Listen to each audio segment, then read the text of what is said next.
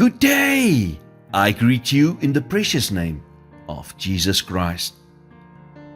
The Bible says in Matthew 13 verse 58 of Jesus, "And he did not do many miracles there because of their lack of faith."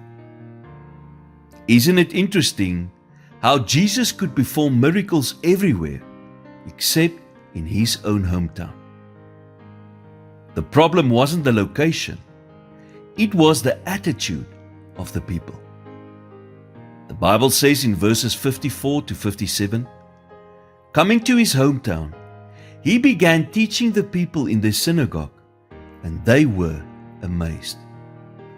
Where did this man get this wisdom and these miraculous powers? They asked.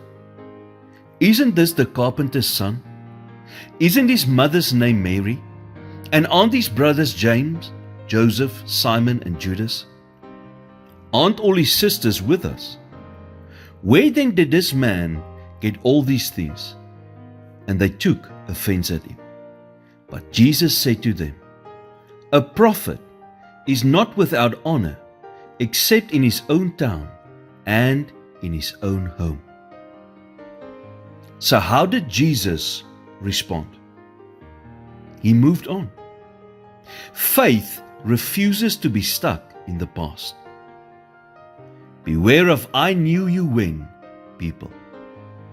When you allow them to define your world, they always make it smaller. They will try to keep you trapped in a stage of your life that is long gone. They will try to define you by who you are, not who you have become, and certainly not who you can be one day. They will want you to dwell with them on the past, robbing you of the momentum you need to move forward. They will not allow you to embrace the future. Don't let them. God wants to do great things in your life, but you must move beyond the good old days. The past is gone. It cannot be rewritten. It can only be played repeatedly. It is time to write the rest of your story. Your future lies before you like an uninhabited land waiting to be explored. So move forward. Lord, help me not to live in the rearview mirror of my life.